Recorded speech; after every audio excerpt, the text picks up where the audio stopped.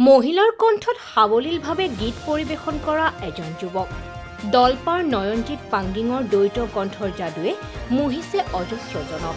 শিৱসাগৰৰ অতি দুৰ্গম অঞ্চলৰ পৰা নিজৰ প্ৰতিভাই বুটলিছে প্ৰশংসা।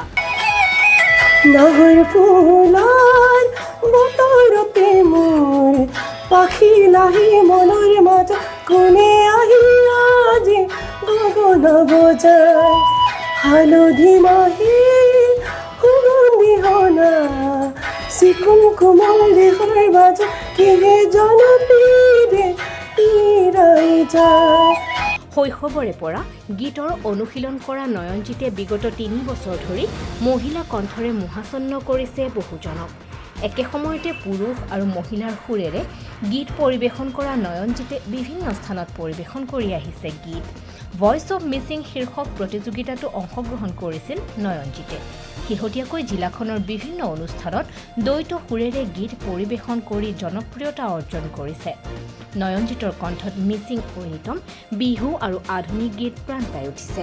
ডিমৌ সমষ্টিৰ অন্তৰ্গত দলপাৰ নিবাসী নয়নজিৎ স্নাতক কলা শাখাৰ ৪ৰ্থ ষান্মাসিকৰ ছাত্ৰ। নমস্কাৰ, মোৰ নাম শ্ৰী নয়নজিৎ পাংগিং। মোৰ ঘৰ নিতাই পানীদিহিং অঞ্চলৰ দলপা গাঁও।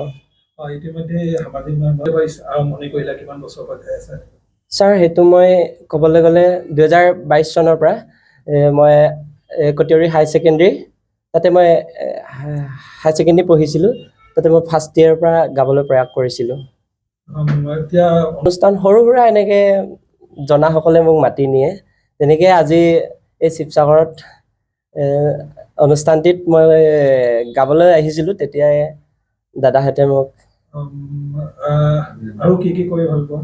মই আৰু গীত গাই ভাল পাওঁ আৰু ছ'চিয়েলৰ লগত কথা বতৰা পাতি মানে সমাজৰ লগত সংমিশ্ৰণ হৈ ভাল পাওঁ আৰু গীত গাই ভাল পাওঁ, পঢ়ি ভাল পাওঁ। মই বৰ্তমান ACDC কলেজৰ BA 4th ছেমিষ্টাৰ। যিহেতু আপুনি হয় ছাৰ, আছে। বাহিৰলৈ ক'ৰবাত গৈ গুৱাহাটী বা এনেকুৱা নিশ্চয় এইটো থাকিবই, সকলোৰে আগবাঢ়ি যোৱাটো সকলোৰে থাকিবই।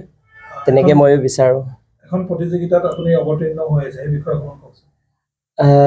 ভইচ অৱ মিচিং, তাতে মই পৰ্যায় অনুসাৰে আমাৰ এই ভইচ অৱ মিচিংটো হৈছে।